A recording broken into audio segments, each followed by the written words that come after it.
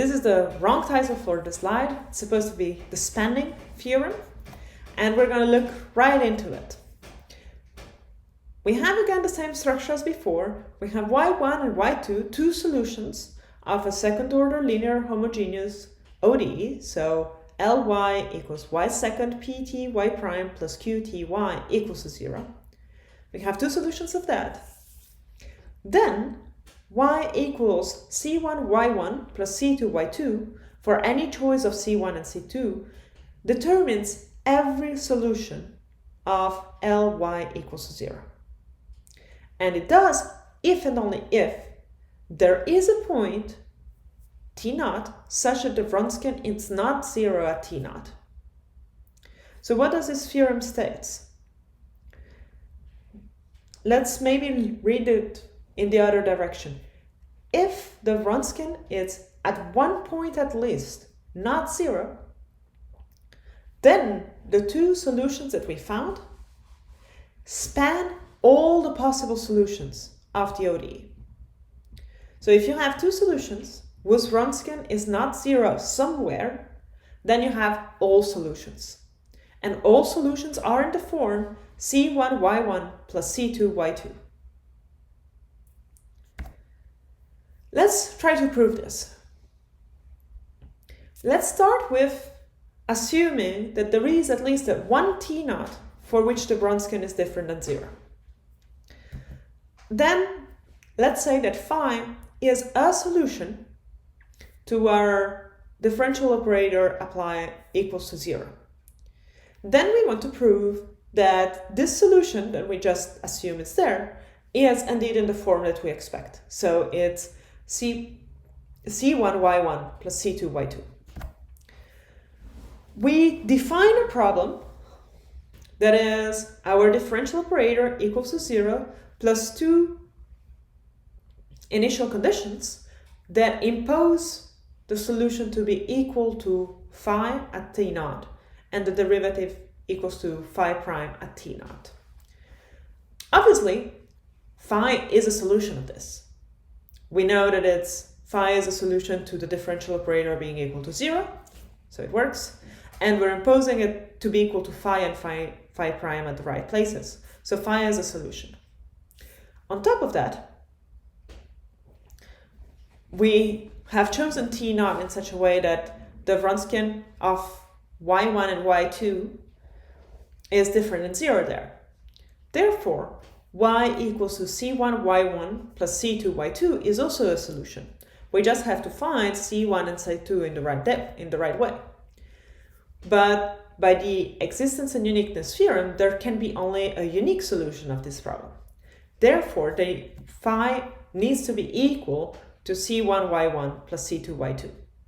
And since phi is chosen arbitrarily, this is true for every solution. So every solution must be in the right format if the Vronskin is different than 0 in at least one point.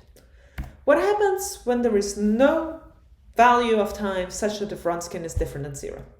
So the Vronskin is always 0. Then there are initial conditions that you can build such that there is no proper choice of c1 and c2. So building the ODE problem that we have built before, we can build it in such a way that c1s and c2s do not exist to have the right combination of y1 and y2. There exists a solution, therefore, because the existence and uniqueness theorem still holds, but it's not in the form c1 y1 plus c2 y2.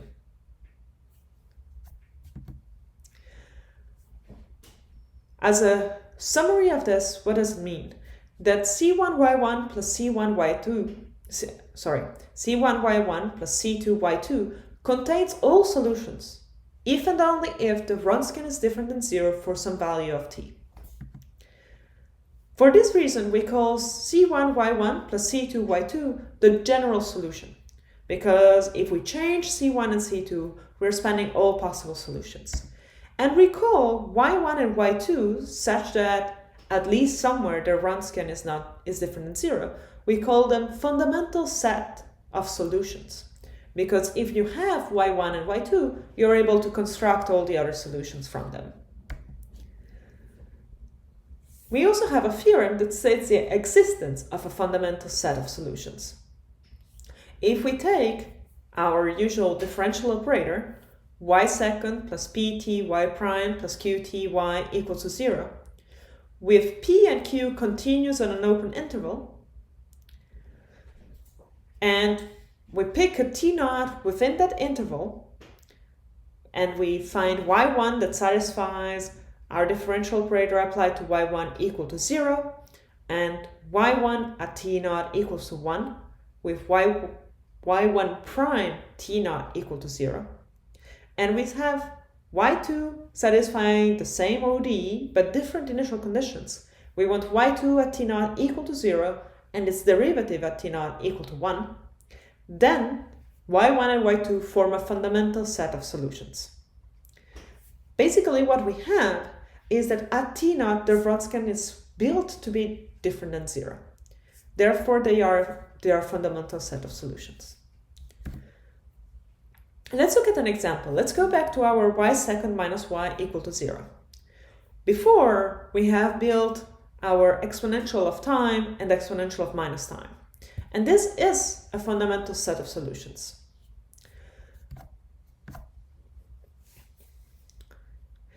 But we can also try to build a fundamental set of solutions based on the theorem that we just constructed.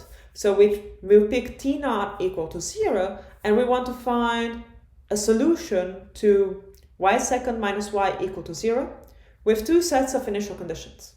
One is y at 0 equal to 1, and y prime at 0 is equal to 0. And the other set of initial conditions that we want is y at 0 being equal to 0, and y prime being equal to 1. So we solve these two in parallel. We expect the solution in both cases to be c1 exponential of time plus c2 exponential of minus time, and the initial conditions that we just imposed.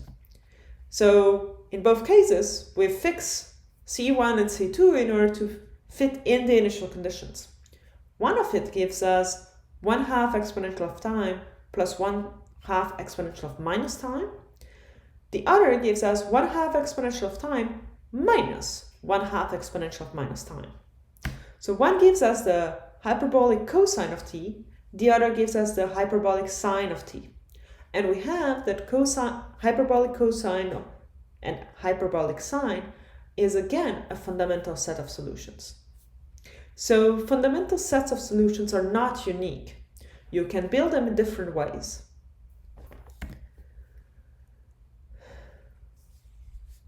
What happens when we find a solution that is complex? Let's say that we have the differential operator as usual, y second plus pt y prime plus qt y equal to 0, with p and q continuous and real valued, and we find the solution that is complex is the sum of ut plus the imaginary number vt. Then ut and vt on their own are also solutions. The proof is left as homework, and the idea behind it is that we never said that c1 and c2 had to be real. So what we have built is y being the compo of u and v with complex coefficients in front. Then let's look at this last theorem. It's called the Abel's theorem. Abel was a very important mathematician. He mainly did things in abelian algebra, but he also did things in ODEs. And this theorem is important to allow us to compute the Wronskian in a way that does not include solving the ODE first. So let's have that y1 and y2 are solutions of our differential operator equal to 0. So we have y second plus pt y prime plus qt y equal to 0, with p and q continuous on an open interval. Then the Wronskian of y1 and y2 is equal to a constant exponential of minus the integral of pt dt, where the constant depends on the choice of y1 and y2, but does not depend on time. So if you look at this equation, you notice that the Vronskin is either 0 for all times in the interval, because c is equal to 0, the constant is equal to 0, or it's never 0, because it's a non-zero constant multiplied by an exponential. So this theorem is telling us, in one sweep, exactly the form of the Vronskin up to a constant. It tells us that we don't need to compute y1 and y2 in order to construct the Vronskin. We just need the integral of p, and p we have. And it tells us that once we have the Vronskin, it's either 0 on the rule interval or never 0 in the rule interval. So as a conclusion, we can choose where to compute the Vronskin. Let's look at a proof of this statement. So we have y1 a solution of the ODE and y2 a solution of the ODE.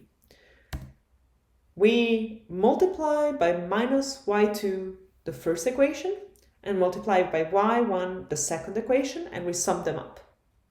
The right-hand side is 0 on both times, so it stays 0. And we have this block of things. I could read it through, but I don't think that would be useful. What is useful is try to simplify this out. We have the term qt y1 y2 appearing with a positive sign in front and a negative sign, so that cancels out. And we divide the situation between things that are multiplied by pt and things that are not multiplied by pt. So we have y1 y2 double prime minus y1 second y2. And then we have pt multiplied by y1 y2 prime minus y1 prime y2. And all of this needs to be equal to 0. And you might notice that the second block, the multiplication that multiplies with pt, is the Vronskin. And the first block is the first derivative of the Vronskin. So we have found that the Vronskin satisfies a first order ODE. W prime plus PTW is equal to 0. And this is something we know how to solve. And it is indeed the format we expect is a coefficient c that we don't know because we don't have initial conditions for the Vronskin, and times the exponential of minus the integral of pt dt. Remarks about this theorem. First of all, the Vronskin of different fundamental solution sets differs by a multiplicative constant. So if you have the Vronskin in one situation, you can multiply it by some value and find it for any other set of fundamental solutions. If you want to check that the Vronskin is different than 0 at a given time t0, you can actually check that the Vronskin is different than 0 at any other time instead within the interval of existence of the solution. So t0 is not a special value for the Vronskin at all. We can choose whatever makes it easier for us to compute it. And you don't need to know y1 and y2 to compute the Vronskin up to a multiplicative constant. As long as that constant is not 0, we're good.